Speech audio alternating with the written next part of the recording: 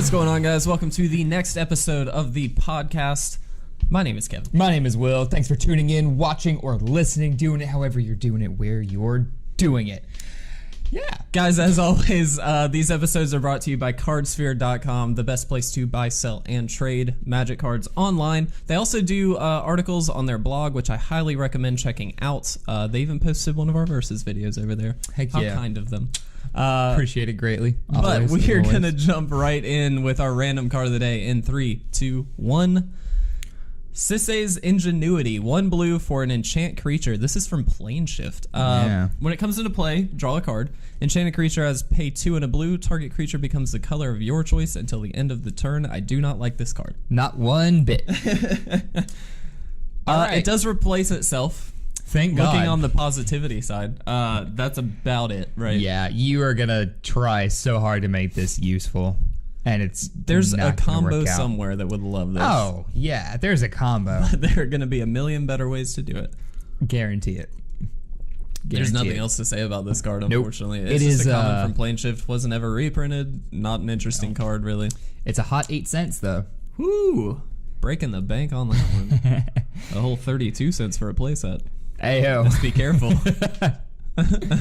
Yeah, not a very exciting card, unfortunately. Not even a But little hey, bit. the art's cool. Planeshift was a cool set, but Planeshift was a cool set. Didn't they have like Kavus and stuff like that in Planeshift? they had a lot of cool stuff. Man. It was interesting. We should open up Planeshift. That's what we need to do. I'm down for that. Let's make that happen. All right, so today we're talking about our expected meta changes with Guilds of Ravnica dropping obviously this week, pre-release this past weekend. Hopefully you guys got to go. We unfortunately did not. No, we had did not. plans to, but we just didn't get the time. Yeah. But hopefully you guys went. Hopefully there are going to be a lot of really cool new decks coming out. And so we wanted to talk about sort of the shift from what we have seen in the last standard season and what cards are going out, what cards are coming back in, and how that's going to affect some of the top tier decks that we have seen in the last standard. Sure.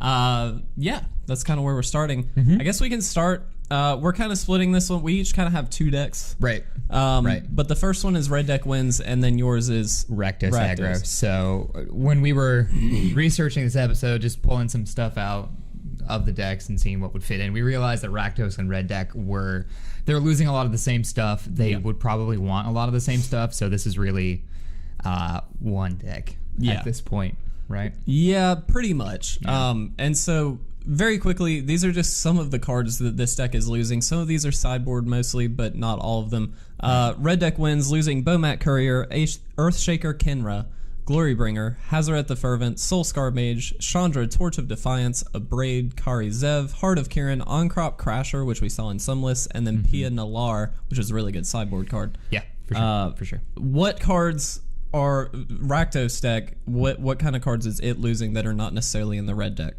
Not in this one. Unlicensed Disintegration. Yep. And then Scrap Heap Scrounger. Those are. That's honestly pretty much. That's basically. There's a lot of crossover with these decks. Yeah. But those are some pretty big cards for that deck. Unlicensed Disintegration is really good removal, and Scrap Heap Scrounger is a recurring threat that you can exile it, but if not, it just keeps coming back to beat face. Right. So yeah, we saw with this deck, it is losing well over half of its card list. Yes. And these decks being hyper dominant, I would say. I don't think you could really disagree necessarily. No. I didn't look at what % of the meta they're in, but for a while they were just clearly the top deck. We did see some competition for it later on, but sure. For a while it was Mono Red and Rakdos aggro. Right. So to me, the biggest loss easily is Bomat Courier. To have a card that comes in turn 1 and starts chugging away at your future hands. This was the way that the red deck stayed relevant in the later game. Yeah. If you didn't have Hazaret, for instance, or your Glorybringer, this was how it refilled and stayed relevant. And to lose the best way to draw cards for red in a long time in standard, I think it's big. I think it is big, and I agree. I think for me, it's between Bomat Courier as well as Hazaret, and you mentioned Hazaret as well. It just provides the longevity, as well as Bomat Courier, that red decks, in the past, traditionally, we don't really see red decks doing this very well, where it's like, they have to win in the first few turns, otherwise they're done. this version of Red Deck Wins in Standard was very unique in that it could kind of play the grindy game. It had ways to refill the hand in Bomat Courier. It had ways to deal with a board stall with Hazaret. And so it just had really good answers for almost any situation. Yeah, it loses a lot of the elements that a winning deck has. Yeah. And traditional red deck doesn't have a lot of those, right? It doesn't have late game. No. Doesn't have card draw, which is why we touched on this in the past. That's why this season of red deck gets to be so dominant. Yeah. But without those tools, without the best versions of those tools, we'll say, that kind of stinks. It is very, very weak. And unfortunately, with Guilds of Ravnica coming in, we don't see too many ways to kind of replace these effects. A card that you and I were talking about, though, that we found, I think, both very interesting was Risk Factor. Yeah. This card is interesting. It's, I believe, 4 mana. Yeah, it's 3 mana, 2 colorless, a red. Yes, if I'm not mistaken. It says an opponent can have themselves take 4 damage, or you draw 3 cards. It also has jump start, so you can replay it later. It's sort of a way to refill the hand, but it's not a reliable way to fill the hand. Right, because they can just take 4. They can just take 4 damage, which is good if you're a red deck. That's great, but ideally, you'd really like to be able to find more action, I think, and so really the draw card is what you want. But it's an interesting card. It doesn't really replace Bomat Courier, though. No, not at all, I don't think. Bomat being a threat on a stick, you can have 2 out at once, by the way, which is just dumb. Yeah. I think Bomat is, again, far and beyond the best card draw Red has seen in Standard for a while. Yeah. So while this does not replace Bomat Courier, I think it has more late game relevance than Bomat Courier. Definitely. Because you do have to take some turns off to get, well, not turns off, but you do have to wait until Bomat builds up a little bit. Value, right?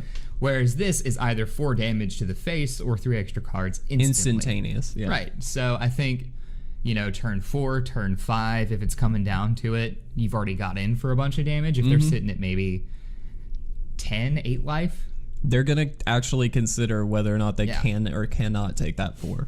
I think for sure. A lot of other decks won't be in the position to take the 4. Right. No, I think you're definitely correct. So I do think we'll probably see that in some iterations of these red decks. What I find really interesting is that we are getting a lot of goblin support. And I'm not saying all red decks are going to move into this fashion, and I think you touched on this before we started. It might be that we just see some tech from these goblin cards. True. But I do think there is an option for just a straight-up goblin tribal deck. I think we've got enough support for it. I don't know that it would be good enough for Tier 1. I don't think it will be, but Legion Warboss is one of the flagship cards from Guilds of Ravnica, and it's great. Fantastic. For the Goblins deck. It's absolutely just... It's very reminiscent of Goblin Rival Master, which is a very must-answer card because that can just steal games. And so Legion Warboss kind of filling that role. We've also got Goblin Banneret, which is just sort of a one-drop threat that, is good in that Goblin deck. We've got tons of other ones. Goblin Crater Maker is good sideboard tech, deals with colorless permanents very, very well. A lot of stuff there that I think could be really interesting. I'm interested to see what a fleshed out Goblin deck would look like. I agree. I think that you said it perfectly. It is probably not a Tier 1 deck as it stands. That being said, I don't think a lot of red aggro decks get a lot. I don't think they get more options necessarily, right? No. We still have Chain Whirler in. We still have the Trashmaster in. We still have a lot of goblins from Dominaria and M19 that could add some punch here. Yeah, absolutely. I'd like to see a few cheaper ones with bigger payoff. I would too, and that's why I put the Goblin Banneret on this list because it's one of the few that I have found. Right. I like that one. Yeah, I do like that one quite a lot. But you're right. I think we're lacking in the one drop slot specifically. But we do have. What is it? Goblin and Investigate, and what is it? The one Investigator. Is that the one that makes a goblin? It just spits out another goblin, and it's that's great value in a goblin deck. Absolutely, let's go for it. But in that one drop slot, we're missing some stuff. I agree. So, and we unfortunately in red, we're not getting great removal. No, that's the thing. I think we still have Lightning Strike. We have Lightning Strike from M19, even I believe. I might be wrong. But like, Yeah. we get Lava Coil, which is 4 damage to a creature, which I do think is powerful. And it might even have Jumpstart. I believe it does. But in general, we're not getting a ton of just mono red removal. It's all like kind of bad burn. Yeah, it's not efficient, is what I was going to say. And you're right, it's bad burn. There's it might be Lava Coil. I'm not remembering. But it does 2 damage to any target with a Jumpstart for 3. No, that's a different card. Let me look up Lava Coil really quick just to be safe, though. Yeah. Okay. Lava Coil does not have Jumpstart. Pardon me. Lava Coil, 1 and a red, sorcery, deals 4 damage to target creature. If that creature would die, exile it instead. So it's basically like double Magma Spray on 1 card. I really like the flavor text for this card. It's pretty funny. Commander, we caught the Demir spy and took her ashes into custody. What a great flavor text. Yeah, it's pretty sweet. That's awesome. So yeah, like we don't have. What makes really good burn is it being super cheap. Yeah. And being and so what's the word I'm looking for? It can target anything, creatures or players. Flexibility. Thank you. That's what you want. Good burn. So like, lightning strike I like for standard. Yep. 3 damage to any target. That's good. Bolt is obviously the king of burn, but of course, you know. I guess we still have Banefire, don't we, though? We do still have Banefire. Now, that's not like a red deck wins card necessarily. No, because that's one you want to kind of ramp into and make that the finisher. Exactly. But like that's efficient burn. Yeah. It scales, it gets super strong. Yeah. It's great. So since we don't have that necessarily, the removal package for red isn't really there, which is why we saw a lot of red decks go into that Rakdos realm with Unlicensed Disintegration, Fatal Push, right? Whatever they wanted to add. So without that, it loses a lot of teeth. Yeah. So Kevin, if you had to grade, let's say red deck goes into the goblins a little bit, mono red that is. Where do you see it stacking up? Tier 3, 2, or 1? I feel like it's probably like lower tier 2 is kind of where I feel it would end up. I think it will be like usable in the sense that like if you're going to an FNM or something like that and you just want to kind of have a good time, you'll probably sneak away a win or two because it's red deck wins and that just happens all the time. Sometimes it's in the name. Yeah, right. But I do not think it hits tier 1 by any means, and I even think there are just going to be other decks out there even at that tier 2 level that are probably going to be more consistently good than a Goblins tribal deck. I agree. And I don't think, as you mentioned, you know, a lot of these red decks at the time were going into black to pull some of that removal. I don't think it's even worth doing that in this standard. The mono black removal is not great. No, it's really not. I think the best one you probably get is Vraska's Contempt. Still good. Yeah. Certainly still good. And they're... Yeah. I think as in terms of a mono color, that might be the best we have. Yeah, I think so. But like Murder's always efficient. I think this. So Price of Fame is an interesting card, but I don't think it's great. Not in a red deck specifically, but like it's just all the mono black removal seems a little bit too expensive or overcosted or just not as good. Like Necrotic Wound is a 1-drop. Ideally, you know, the thought was, oh, it'll replace Fatal Push. It doesn't at all. It's not good enough. No. Though I do think in a Rakdos deck, this has a little bit more relevance than it would elsewhere. Right. I think for certain decks. So Rakdos, yes. Any kind of Sultai bug deck, I think that could work. Not that I would see... I think there are better cards to put in that deck that even aren't necessarily removal, but I think in the right deck, Necrotic Wound is very good. Sure. We touched on it before. It just doesn't hit as many decks as Fatal Push did, which is why it's not better. Yep. Which is kind of why I like it more. It kind of levels the playing field. Yeah. That being said, again, in the right deck, it gets pretty strong. If you have a Surveil deck, if you have really, that's kind of it. But like the Surveil deck or any deck that trades creatures a lot. Reanimator. True. We'll touch on that in a minute. This card gets pretty beefy. It can easily do 5 damage to a creature, which then it's just... Dismember. Thank you. Yep. Without doing damage to yourself. Then it's just dismember. That look. Yeah. So I think potentially, but yeah. I think you're... In a Rakdos deck, yeah, I think you're right. This is probably a pretty good card to add. Yeah. Because a lot of your creature's value just went down significantly. So if you're replacing those creature spots, they're gonna die a lot. Yeah. If If they're goblins, for sure. Granted, a lot of them will be tokens, but yeah, and that was sort of my last point. Was right. Some of them will be tokens, so it won't be quite as good. C'est la vie, c'est la vie. Do you want to move into your? Yeah. So blue-black control. Blue-black control is our next deck to cover. This was kind of, in my opinion, was the only deck that gave Rakdos red deck really a run for its money in most cases. You obviously had Godpharaoh's Gift getting pretty strong. We saw Esper control lists come about whenever Dominaria dropped. But blue-black control always stayed kind of consistently competitive with all of these decks, the aggro decks especially. And I mean, there were pretty straightforward reasons for that. All of its early game was centered around playing things like Kitesail Freebooter, early counters to keep the aggro decks and other decks off curve, then playing things like Champion of Wits to draw cards, to provide a blocker to put a card in the graveyard, stuff like that. All of this really led up to a big turn 6 in the Scarab God. When you get the Scarab God online, when you get to start pulling stuff out of the graveyard, you really control the game. Scarab God was the best card in Standard for a long time, in my opinion. I can't think of another card necessarily that's better than the Scarab God. It was sort of the like insta win almost. It didn't like actually instant win, but it was one of those that like you have to answer this or you will just lose. Yeah, like, yeah. There is no way around it. You turn any card that your opponent would turn any card you've removed in the early game into a 4/4 beater that still has its enter the battlefield effect, which is what this deck did. Yeah. So Champion of Wits would come in as a 4/4, draw 2 more cards. Kitesail would come back in as a 4/4 with flying. Yeah. Take a card from your hand. Like it turned all of its deck. It just added value to everything it used to play. So that being said, Scarab God is one of the cards it loses. It loses its really aggressive tempo swing in the late game. It loses a lot of efficient ways to get there. So blue-black really has to retool. So speaking of the cards it loses, Champion of Wits. It's another big one for turn 3, draw 2, put a body out. It's Champion of Wits is solid value. Yeah. Scarab God, like we said.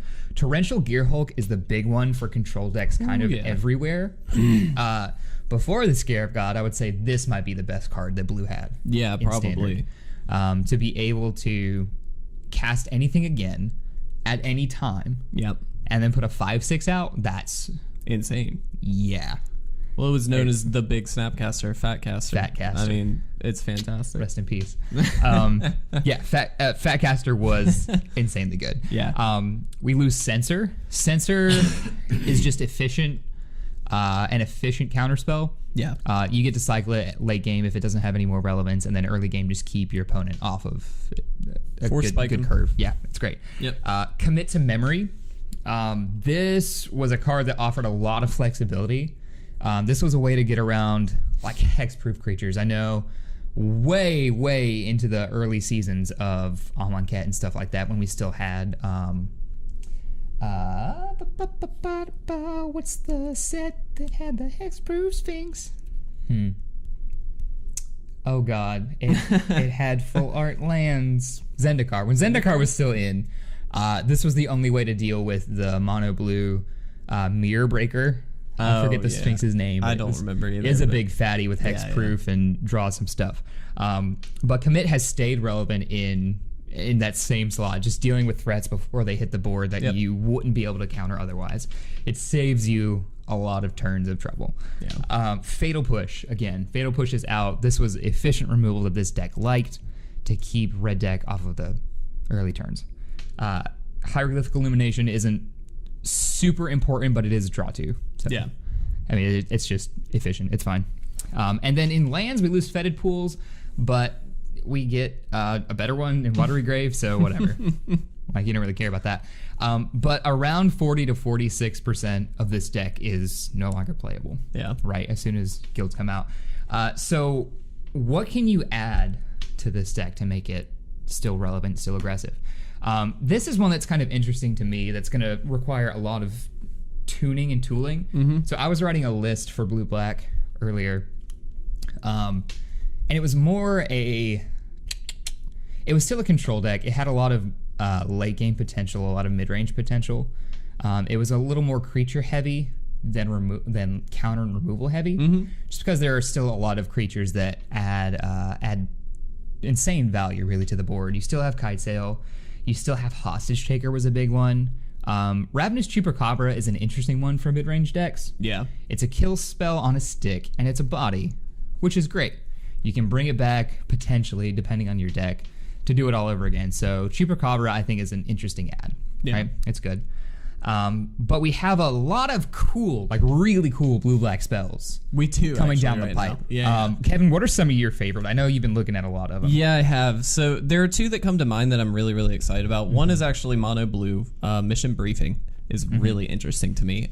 It's sort of, again, reminiscent of Snapcaster, where it lets you replay something, which is fantastic, but it also triggers Surveil, so you're getting that graveyard synergy. I love it. I think this card is going to be awesome. Sure. I also think Thought Erasure, which is absolutely one of my favorite cards. If you didn't see, we posted a Sultai deck list that basically ran that, and it is fantastic in that deck. Hand Destruction is great. I think we're getting a much better package for that in this standard environment.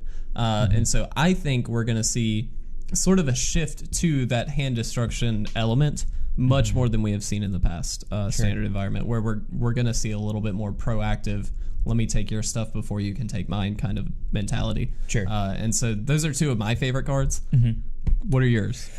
So we touched on some powerful spells.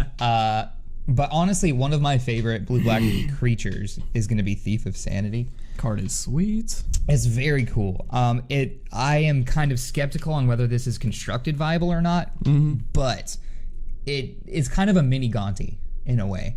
So it is a 2/2 for 3 with flying that says whenever Thief of Sanity deals combat damage to a player, look at the top 3 cards of that player's library. You exile one of them face down. Then you can cast that spell at any time, cast mana of any color, to play it as long as it remains exiled.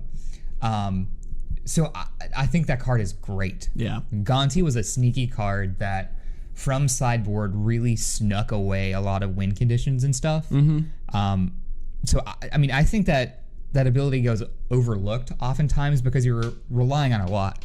You're relying on it not being countered, not being removed, dealing damage, and then you finding a thing. Yeah. However, all that paying off, I think, is worth running 2 Thieves of Sanity in a few decks. It is kind of a must-answer card. No one wants to lose sweet stuff to Thief. Or Gonti, for that matter. So the creature package gets a little more interesting. We see a shift from straight control to more of a mid-range, where at every turn you're either answering a threat that they have, or you're putting out a creature that gives you advantage in some way, with your Kite Sail, with your Thief, with your Hostage Taker, stuff like that. And that's a nice little curve if you notice, 2, 3, 4. Yep. Resolving all of those in that succession, I think, is pretty powerful. Yeah. And even if you don't cast Thief, even if Thief, like I'm kind of thinking, may not be the best constructed card, you have stuff like Notion Rain, Surveil 2, draw 2. Yeah. I think that's a powerful turn 3. Yeah. Which is kind of it is a big turn for control decks. Do you leave up counters on turn 3? Do you do something proactive? Yeah. A lot of mid-range decks are kind of make or break on the curve. And so losing something like Champion of Wiz, I think, is tricky. It's huge. That's a big hit against this deck. But I do think you touched on something where, do you leave up the counter? Do you not leave up the counter? Are you trying to be more proactive? And I think because we expect to see a shift towards that mid-range, you do want to be on the more proactive end. And I think the counter package, while still relevant and will probably definitely be used still, I don't think it will be the main focus of these decks anymore, whereas it was with previous deck lists where it was, let me get Disallows out, Essence, Scatter, every single counter spell, let's get them all there, let's get them relevant, And this, I think we're going to want to curve out a lot more often and just continue to play very, very value-heavy threats, like Thief of Sanity, where that's a turn 3 threat, and like you said, they're going to have to answer it. Right. It's a big, big card if it is left unanswered. Yeah. And so I think that's where we're going to see the meta shift. I might be wrong, but that's just kind of my thoughts on that. I agree. And that's kind of the list that I wrote, which I might be thinking I might be a little biased because I really like the list I wrote out. Come to you soon. Yeah. So that being said, that's just where I think the most efficiency for black, black, blue, black. comes in. In terms of spells, so we touched on it earlier. The removal package isn't awesome anymore. Necrotic Wound doesn't really work in this deck as much. You do run a lot of creatures, but really only like 12. Yeah, it's not enough maybe to really make it good. So we still have Murder, which Murder's fine. Yeah, I mean it's spot removal, destroy target creature without stipulation. Right. Like Murder's fine until we get a better one. It'll be all right. Vraska's Contempt goes without saying. You will add it if you play black. Absolutely, yes. And Cast Down as well. I think I would probably play Cast Down over Murder just in terms of efficiency. I think I would too. But, I'm kind of... I could see it going either way. Yeah. Depending on how the meta shakes out. I definitely could too. And what we've talked about before is that they really are pushing the removal for green-black. And something that I'll touch on in a little bit with my last deck is that I think we might see a shift of choosing the splash on green just for either removal or big bombs or something like that, because the removal is just fantastic. Yeah, very possible. I mean, Assassin's Trophy. It's great. It's real good. Definitely. Okay, was there any... I thought I had one more. Oh, of course. So we talked about the mid-range, but every mid-range deck has a great top end. So this deck has two options. You can play them both. Yeah. We talked about Doom Whisperer earlier. It's so good. It is a very, very sweet tempo play. Yeah. I think in this deck is probably fine as your finisher. If you're able to keep them off of their resources long enough, you've built enough of a board state that you have the game, and a Doom Whisperer will just tip you over the edge. Yep. Right. I was replace you were everything. Talking about Dream Eater. Replace everything but Dream Eater. Doom Whisperer. So Dream Eater is a 6-mana 3/4 that does a bunch of cool stuff. That's the one I was thinking of. Doom Whisperer I actually like more. It's so good. It's for 5, a 6/6 with flying and trample. I just think what do you do in the face of that? Yeah. It's the biggest flyer in standard right now, I believe. Yeah. Playable. I think what's his name? Is Niv Mizzet bigger? No. Niv Mizzet's a 5/5. So yes, it's the biggest flyer in standard. And it digs through your deck. And you can pay 2 life and surveil 2. Like, that's insane. Exactly. It's very nasty. I think getting to turn 5, controlling the board with this early package, I think is... I'm not going to say pretty easy, but I think it's very doable. Yeah, 100%. Right? You're playing out these spells that they have to deal with or they've already lost, and by the time you play your Doom Whisperer or your Dream Eater, the game is pretty... It feels pretty good, I think. Yeah. I think you'd find. No, I think you're right. One more card that I'll touch on that's just kind of cute. I was wondering if you were going to talk about this. Don't know if it's... I don't think it's... I think it's too slow. I do too. But it's really sweet. Etrata the Silencer. It is a legendary card. So a 3/5 for 4, 2 colorless, a blue and a black. It cannot be blocked.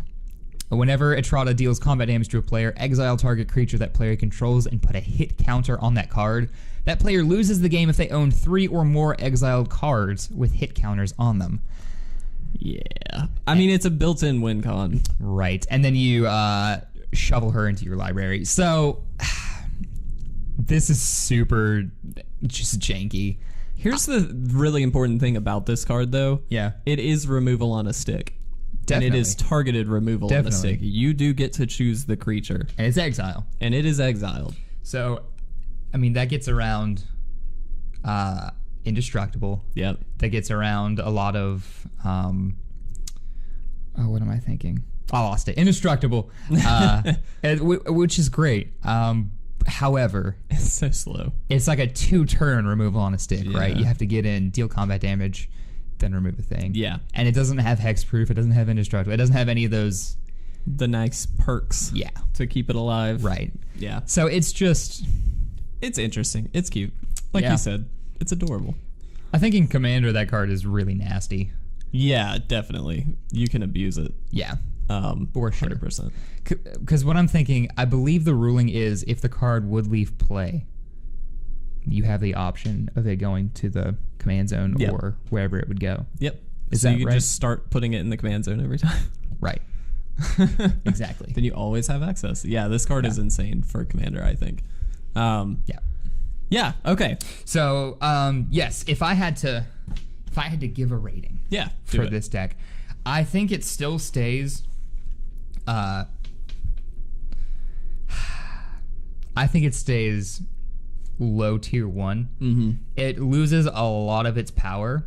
However, with the cards you add, I think it gets simpler.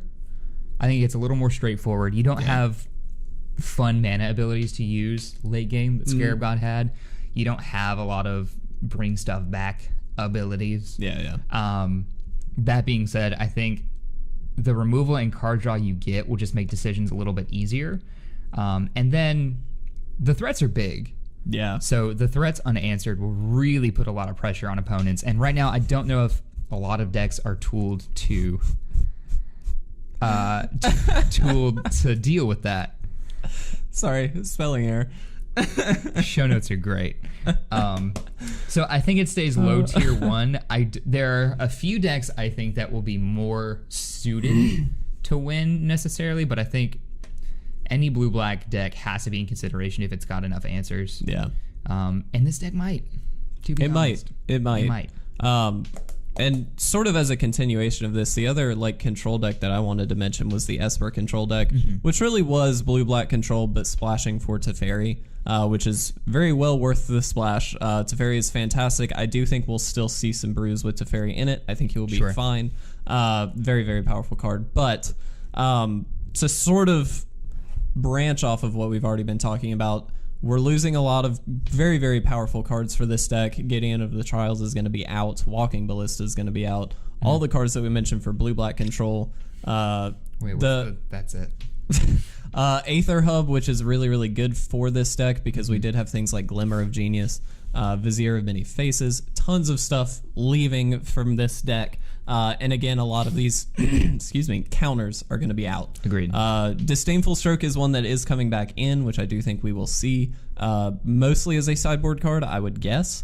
But I might be wrong on that. I think you can run some number main board for sure, not a playset. 100%.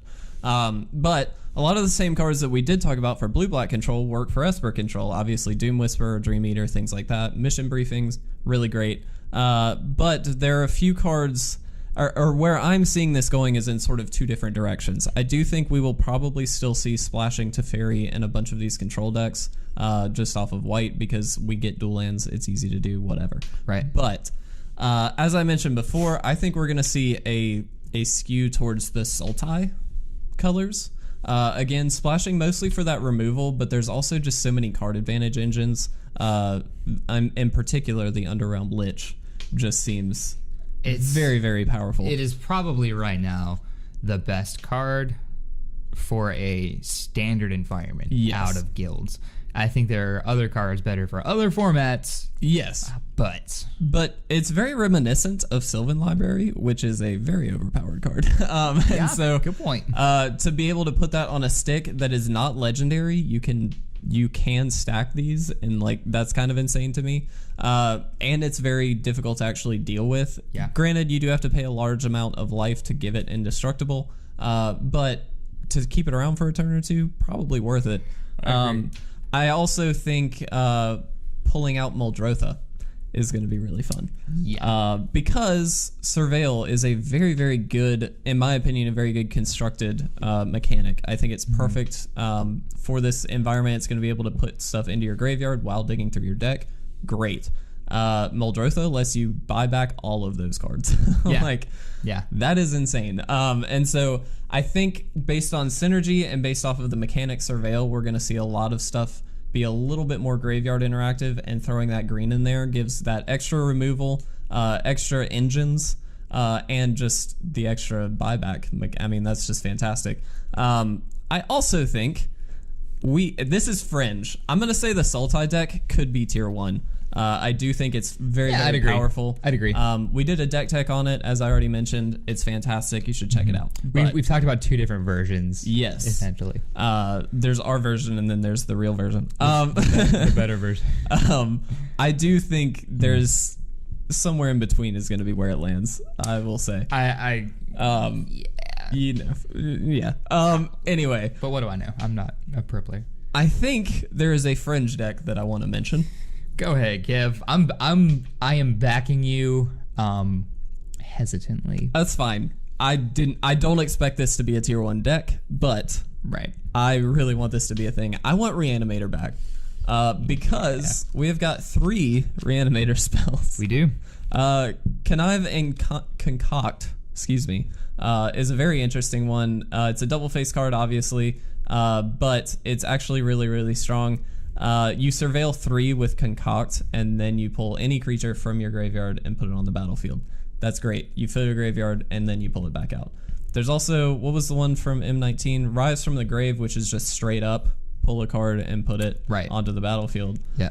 And then there is the one that's hilarious. What's the name of it? I have to find it. Macabre Waltz. No. Macabre? No, that's not it. That's another card. This one. Gruesome Menagerie. That's it. Aren't we mispronouncing that though? Anyway. No. We were mispronouncing macabre. Oh, okay.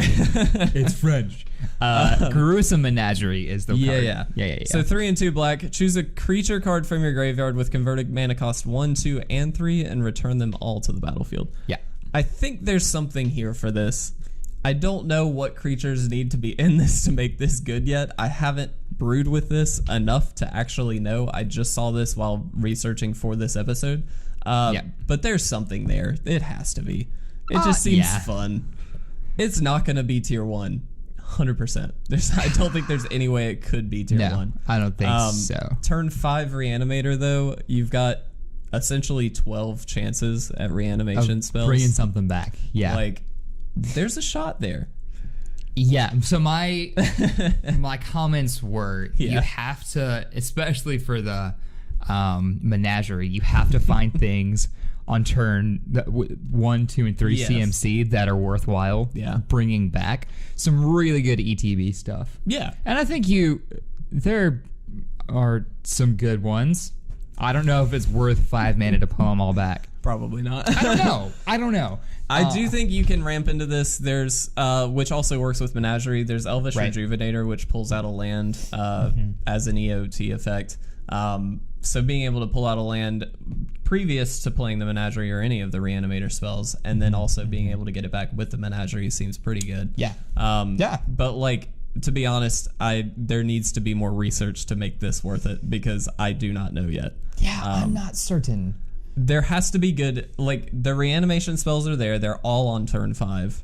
It's just having the good stuff. Like, there's plenty of stuff for the other two where it's like, we can just get Doom Whisperer back. We can get whatever. Yeah, Bells Unlock. We can get a big fatty. Right. And that's, which is fine. The Menagerie doesn't do that, obviously, so you have to have things at 1, 2, and 3 that are going to be worth it. Right. I'm going to brew with this. It's going to be fun. I think it's possible. I think it's possible. I don't think it'll be tier 1. There's no way. Probably not. Probably not. Definitely not. Definitely not. I just wanted you to be the one to say it. That's fine. Because, I mean, no, anything's possible, Kevin. We put a man Follow on the your moon. heart. We put a man on the moon. We can make Gruesome Menagerie work. Dude, put that on a shirt. That's going to be a shirt. If you're interested in that shirt, let us know. Yeah. So decks real quick, decks we didn't talk about that I think are going to be more dominant this season around. Red-white seems postured to be very strong. White-green seems to be very strong. We talked about blue-black still being a contender. And then mono green, I think, still remains. Yeah, just so much for mono green. Yeah, I think it stays pretty good with removal not being as strong anymore. I think it's got potential to break out. I think you're probably right. I do. I think you're right. There's just so many tools for mono green. They're just daring us to play mono green. They really are. With Beast Caller. Is that what it is? Beast Caller, draw a card when you play a creature card? I think that's what it's called. I forget. Beast Whisperer. Excuse me. Oh my gosh. It's a volume problem. Roast us in the comments section. Roast him. Yeah, Beast I never get names right. You know my shtick. So yeah, I think this will be an interesting version of Standard. I'm happy, I won't lie, to see Red taking a hit because for like 2 years now. Yeah, it's been at the top of the game for a while. I'm kind of tired of it. I'm interested in this Standard environment. Don't tell anybody that, but shut up. Question of the week time, guys. What deck are you interested in playing with the new release of Guilds of Ravnica? Obviously, we talked about a few decks here, some fringe, some not. Dude, you were just throwing stuff. But let me just get my pen. if you have any interest in a specific deck, let us know. We'd be interested to hear about it. If you have a deck list, share it with us. We might do a deck tech on it because we're starting those again now. Yeah, they're fun. They are way too fun not to do. So, yeah. Moving on to our Kraken packs. This is hopefully the last time we have to open Core 19. I really hope so. But these are sponsored by Grand Slam Comics and Collectibles. Check them out in Rock Hill. Their link is in the description, and they are awesome. They're lovely. But we do have our gold cards. We have to mention Leonin War Leader, because also we spoiled a mono white deck that might be okay. Oh yeah, I forgot about the life gain deck. Yeah, that's still a thing, I guess, because all those cards were right. We can still make it. We can still make it. What if? Mine's Supreme Phantom, by the way. Cool. Okay, right, 3, 2, 1. Oh, come on. What did you get? Hungering Hydra. Oh, I like that more than mine. Which is probably like just a really good pick. Detection Tower is mine. It's the remove hexproof from your opponent's things. Ooh, so useful. Yes, oh my god. So if your rare sucks, you look at the uncommons, because that's where... Oh, well. I mean, yeah. No, I have 2 really good ones here. Oh, I see. I think... Well, I'll let you do your thing. Yeah. So unless there's just... Nope. Mine's definitely Hungering Hydra, because that card's pretty...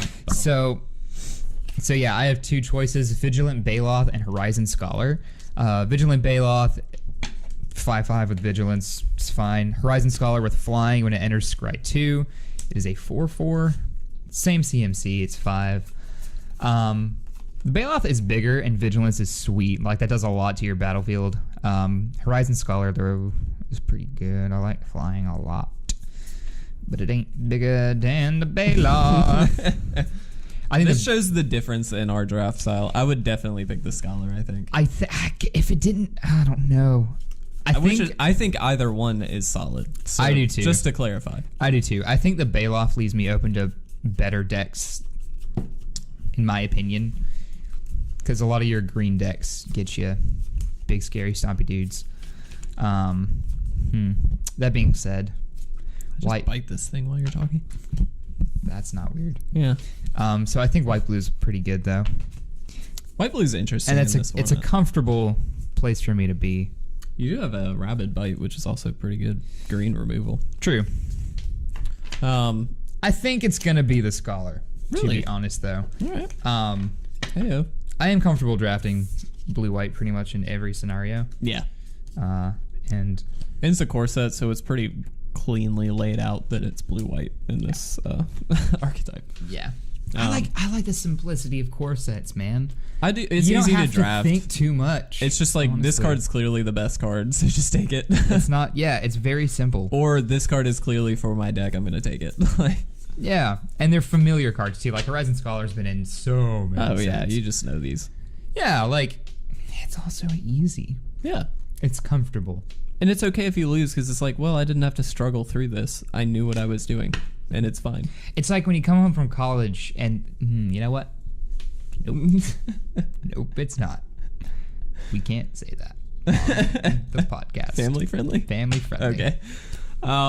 Anything else you want to talk about before we head out? I bought a lot of cookies the other day. Yeah. So I live next to a Harris Teeter, or I used to.